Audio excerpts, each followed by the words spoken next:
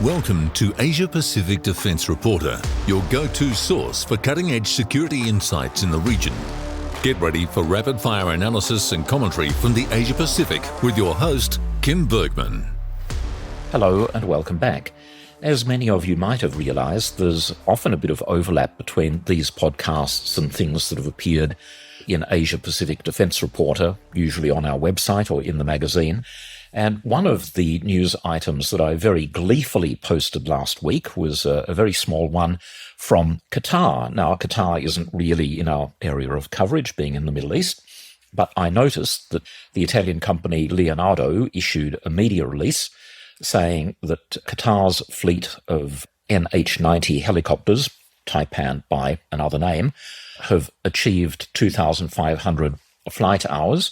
That's with 18 helicopters out of a total of 28 that they have on order. Now, there's nothing exceptional in that, but there was another detail in the media release that really caught my eye, and that was that the Qataris have achieved an availability rate of 80%, for their fleet of NH-90s. And again, I would just like to draw the attention of the Australian Army to that number, because, of course, the primary justification for getting rid of our Taipan fleet was their poor availability. I've pointed out previously that New Zealand has been able to successfully operate their fleet of 8 helicopters to around 70%, maybe a little bit over than that. And now you can put Qatar on that list of achieving 80% availability. Now, on that topic, and again, that segues with Ukraine and why the Taipans have not gone to Ukraine. I'll come back to that in a moment. I noticed a photo on the internet a few days ago, a few other people have as well, of an Australian Special Forces vehicle called an Extender HMV. It's made by the British company Supercat, partially manufactured in Australia, I think. And we donated 14 of these vehicles to Ukraine last year. In 2016, 89 of them were ordered for $141 million, and that was on the back of an earlier order for about 30 similar vehicles, I think. Anyway, the photo that I have in mind is of an abandoned Australian Extender on the outskirts of Avdiivka. Avdiivka has fallen to the Russians. The vehicle was apparently left by its crew. And by the way, I'm not surprised, because it's the sort of vehicle that has no physical protection from above at all, and would be very easy prey for any one of a myriad of Russian drones that go around dropping hand grenades on open-topped vehicles, or even try and get them through the open hatches of armoured vehicles. Now, this image of the Extender just allowed me to focus on the hypocrisy of what this means with regard to Taipan. For example, with these 14 vehicles, which presumably, Army must have decided were surplus to their needs, even though they bought them just quite recently. First of all, did Army ask the UK manufacturer if they wanted to take them back? Second question, did Army conduct an international sales effort before donating them to Ukraine? And to maximise value to Australian taxpayers, which is a favourite expression of Defence Industry Minister Pat Conroy's with regards to Taipan, why weren't the Extender vehicles broken up and sold for spare parts with the remaining bits buried in a pit somewhere? Now, if none of those things happen, we're quite entitled to ask, I would have thought, why is it one set of rules for Taipan and another set of rules for just about every other piece of equipment? Now, the NH-90 family, I'll just remind people of the big picture. To date, 515 of them have been built, and there are about another 90 on order. NHI, of which the majority shareholder is Airbus, project that another between 100 and 200 will be ordered in the next few years.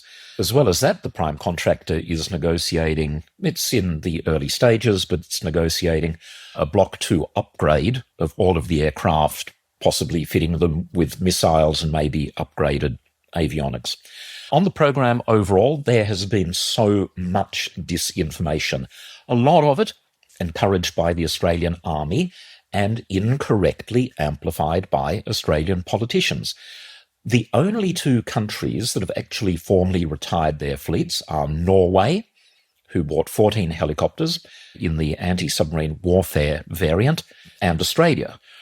Sweden is phasing theirs out, it is said, by 2035, but that's not really much of a saving given that they'll probably reach the end of their life around 2040.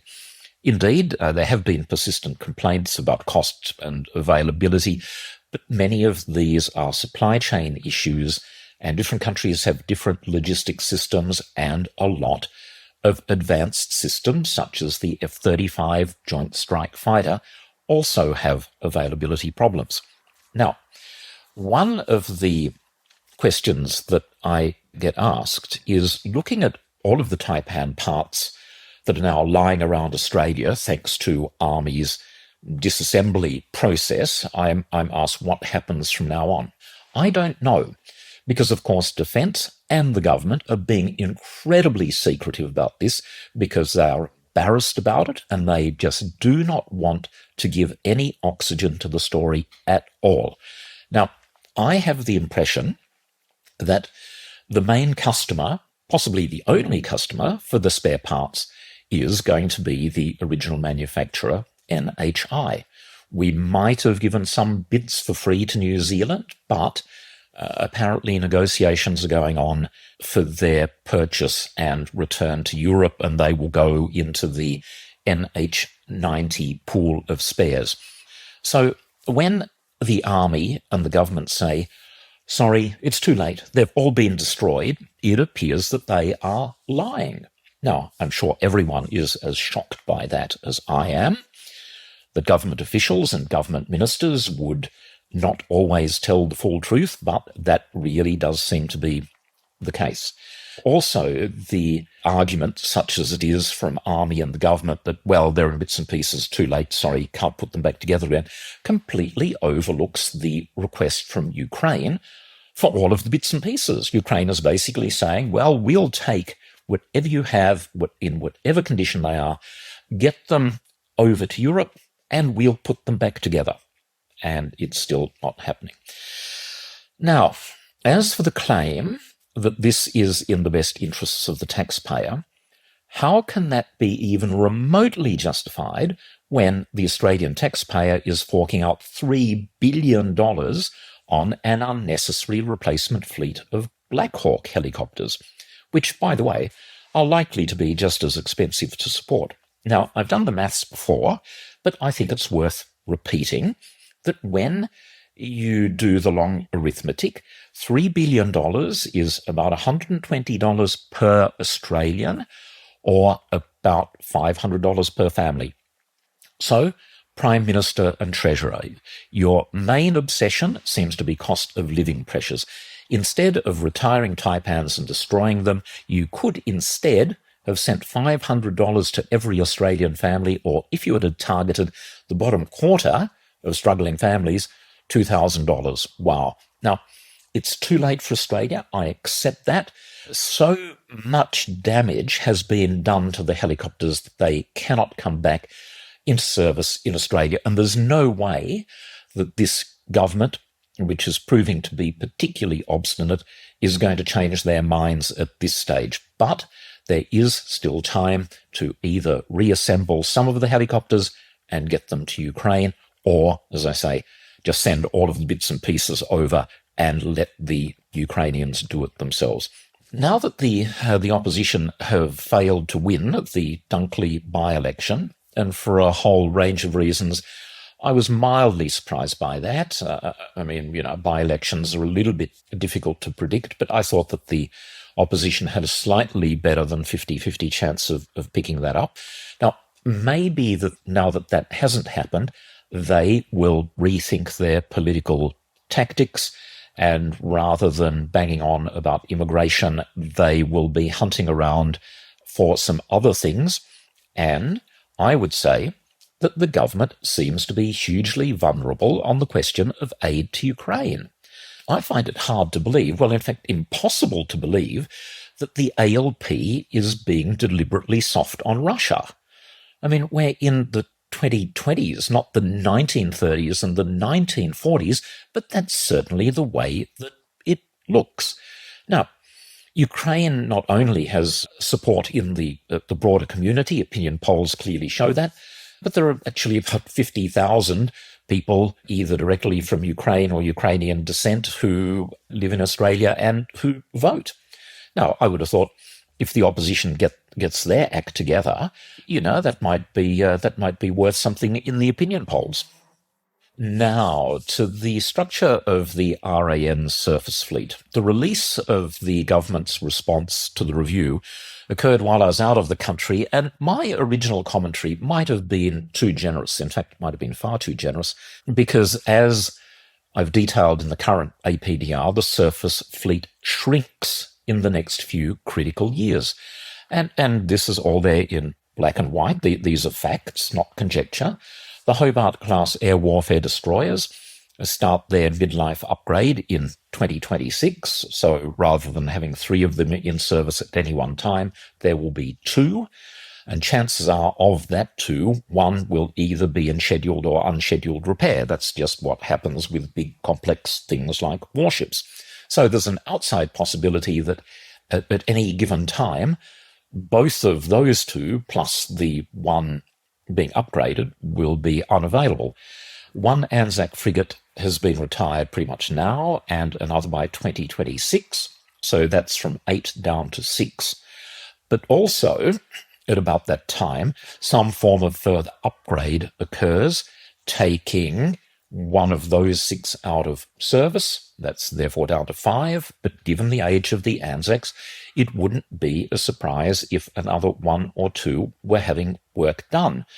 And with the disgrace of the Arafura project being cancelled, what we will have by 2026 is 6 of them, but they will be equipped with nothing more than 2 heavy machine guns. Instead, we could have been receiving corvettes heavily armed with surface-to-surface and surface-to-air missiles, and even just the basic Bulgarian C-90 configuration, a sort of Arafura derivative, if you like, would have given the RAN some combat capability, let alone the longer version of that ship that Lürssen were proposing. So, in summary, the surface combatant power of the RAN from the end of next year will consist of 1 or 2 Tier 1 combatants, 3 or 4 Tier 2 combatants at best. And I suspect that we would have to go back to the early 1970s or even the 1930s to find Navy in such a weakened state. Now, sort of the new thing, and there's a bit of buzz about it, is the new requirement for a light patrol frigate. And by the way, what an indictment about the lack of defence and Navy planning that we find out about this concept now, when work should have started about 5 years ago, and as a consequence, we will have to look at building the first 3, at least, out of 11 in a parent yard. It's been apparent for years that the Hunter class has been progressing slowly, and work should have started in about 2021 to get a move on replacing the Anzacs. Now, we've got 4 contenders, as I might have touched on: Navantia from Spain, ThyssenKrupp Marine Systems from Germany, Hanwha Ocean from South Korea, and Mitsubishi Heavy Industries from Japan. Now, there are a few issues that are completely unclear. First of all, no one knows what the selection criteria will be, how the government is going to choose between those 4.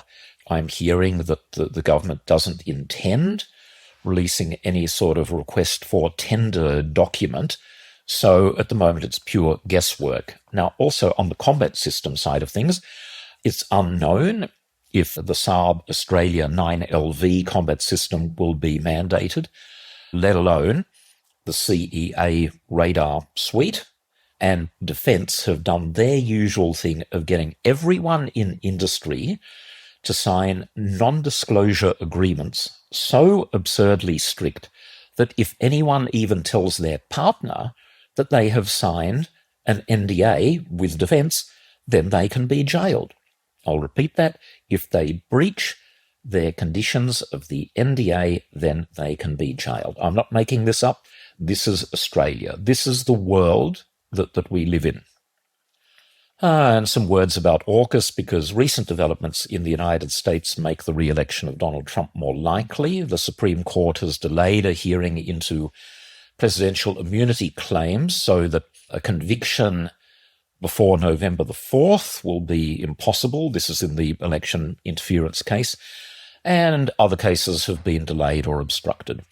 And Biden is handicapped by age, or I should say a perception of age, because he and Trump are pretty similar, but Biden just happens to look and sound older than Trump. But the other thing that is hurting Biden is his support for Israel's continuing assault on Gaza, which, as you know, I think has gone on for just way too long. And Biden is alienating a lot of young voters in the United States and also quite a large Arabic group in the critical swing state of Michigan. Now, the future of AUKUS under Trump. Well, we just don't know, but I really have my doubts. I'd say someone's future that seems fine is ex-Prime Minister Scott Morrison, and he is believed to either have come up with the concept of the $4.6 billion gift to the United States, or at the very least authorized it. That payment is coming up sometime in the next few months, I believe. He's landed a job with a boutique right-wing consultancy firm called American Global Strategy, so presumably he will be a beneficiary of the $4.6 billion that he arranged when Prime Minister to be going to the United States. At least if Trump gets rid of AUKUS, it might be doing us a favour by short-circuiting the inevitable. My concern is that there's no off-ramp for nuclear-powered submarines. My fear for Australian taxpayers, is that we will be strung along. We will get to 2030 and we will be told, well, the first Virginia-class will be delivered to us in 2040. And then we will get to 2038 and the first one will arrive in 2050.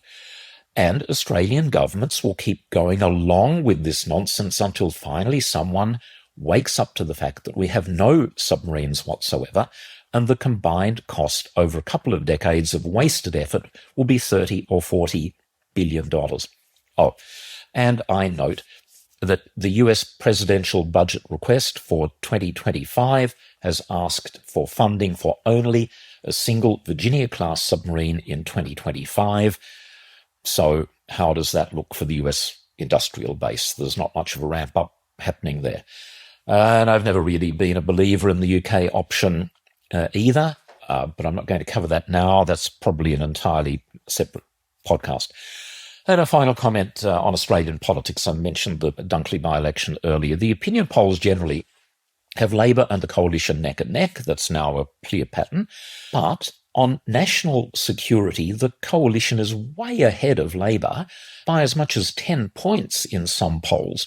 And I wonder to what extent the Taipan debacle feeds into this. Because, as I keep on saying, I have not come across a single person in favour of what the government is doing. It's all negative commentary. And I suspect in a small way that might be feeding into the polls. And my guess is that because support for AUKUS is unclear, support will plummet when, I should say if rather, people wake up to this impending $4.6 billion gift. And I sometimes wonder if I'm losing my mind about that because no one else in the press gallery seems to care.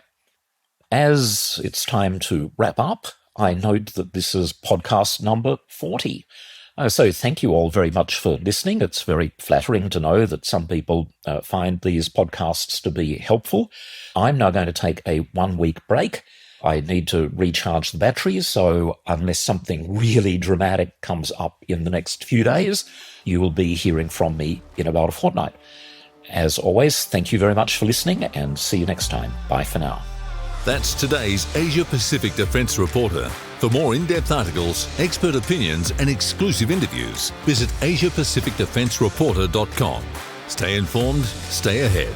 This is your source for all things defence. Until next time.